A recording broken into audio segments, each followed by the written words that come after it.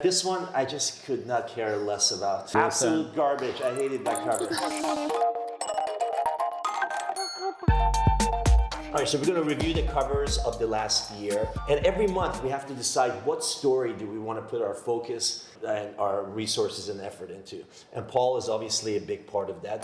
All right, so this is our political cover. I just like this one because of all the colors. The colors just made me happy. I'm that kind of a person. Obviously, we went for like a pop art, Warhol Nice. kind of vibe for that one. You know, maybe it had nothing to do with the story itself, but part of my task is to help bring these stories to life, make a cover really compelling. It's like, how do you make these politicians look interesting? And I think you did that. You did that really well. This one, I just could not care less about. It was, I hate logo art. This was about the NAR that went bust. And all this stuff came out about them. There was all this corruption. I think it was beautifully executed. This is a really talented 3D illustrator we hired to do this. Absolute garbage. I hated that cover. I loved this one. So with the one you just threw on the floor, I thought what you didn't like about it was that there were no faces, because I feel like we're always engaged by a face on a cover. It really draws the reader in. But here we are, and you like the palm tree, so. It's just such a striking composition. And I also like the fact that Miami at this point was like the only market in the country that was still doing well. I'm pleasantly surprised that you like this cover. I feel like you want to see specific people. You want to see things very clearly laid out. Helen Keller can see it from 3 miles away. This one is a little more abstract. I liked it. This was a good one. And sometimes you just have covers that, design themselves. And that was the case with Meer. So he stole about $86 million and just made it disappear. Everybody was really curious about him. This is what I like to call our Netflix true crime treatment. Yeah. We have a great team, the art production coordinators, and something we're really all compelled by is these kind of true crime documentaries that we see. All right. So here we are. Now, this was the first time we used AI art. Yeah, I actually wasn't even sure if you knew that that's what it was, but... it's so clearly AI art. Yeah, that was an interesting project. Maybe for our next video, we can have a whole other discussion about AI. I have very conflicted feelings about it. For this particular cover, I remember I was WFB, working from Barcelona.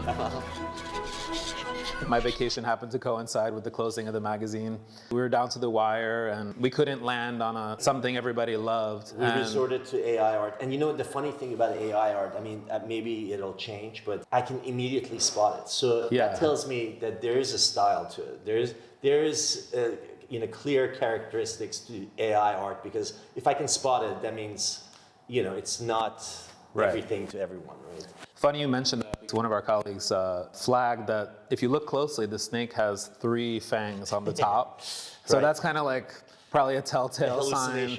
Like how AI can never get people's hands right, I guess they can't get fangs right either. Here's another example of like a story writing itself. It was Charles Cohen, big commercial real estate landlord who also went into the movie studio business. And he had the largest foreclosure in history. So we were like, we have to put this guy's face on the cover.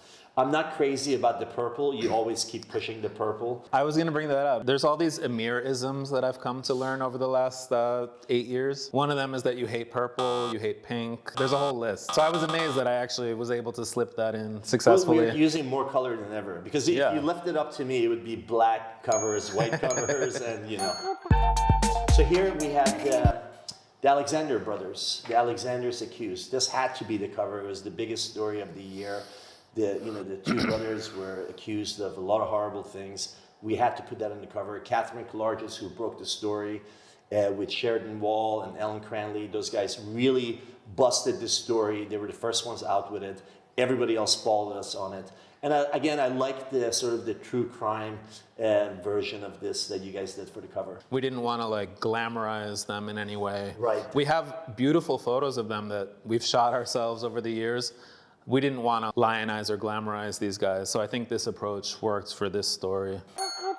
So now we could go to the Rhine. This was when Owning Manhattan came out. It was a big hit for Netflix.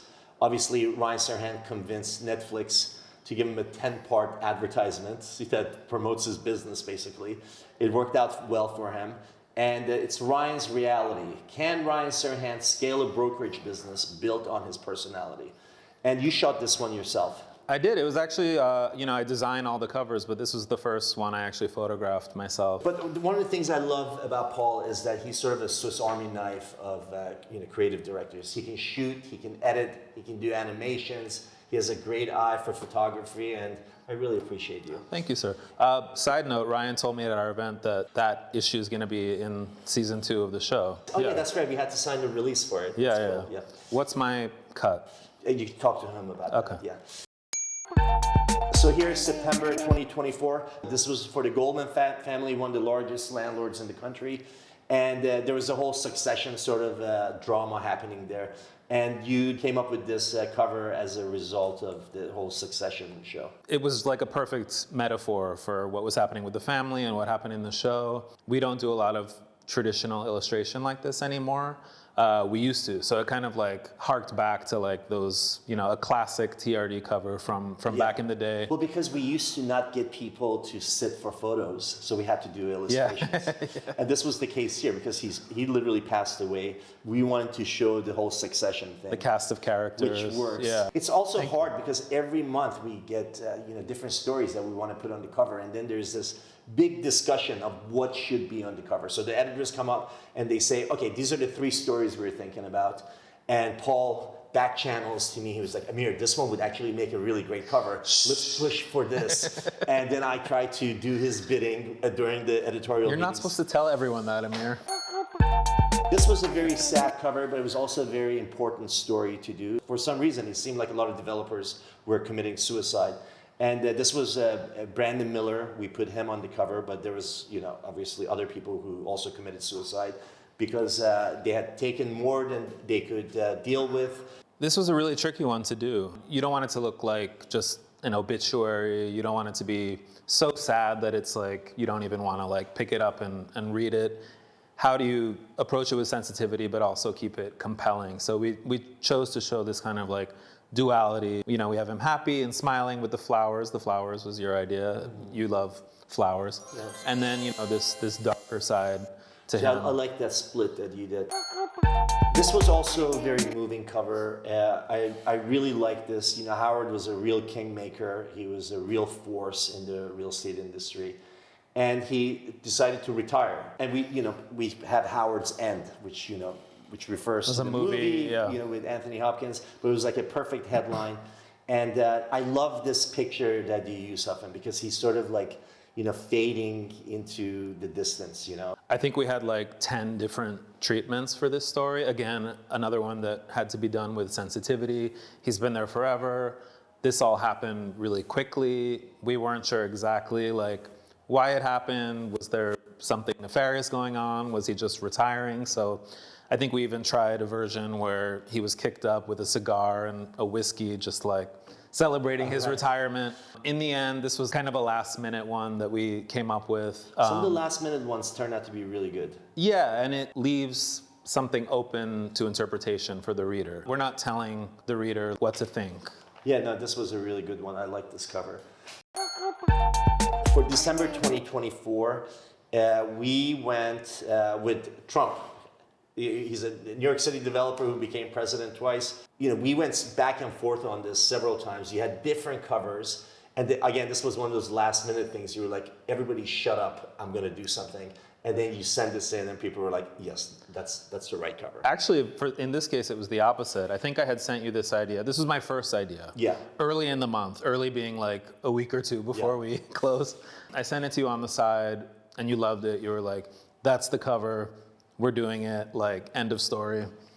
Of course, that's never how it actually happened. So I ended up having to do probably a dozen other covers until we wound up back at this one. The strongest story that we had was the Kings of Great Neck. Right, I was gonna ask if you regretted like not putting that on the cover. That was the strongest story. We just didn't, the graphic we had was like inside graphic, it wasn't a cover graphic.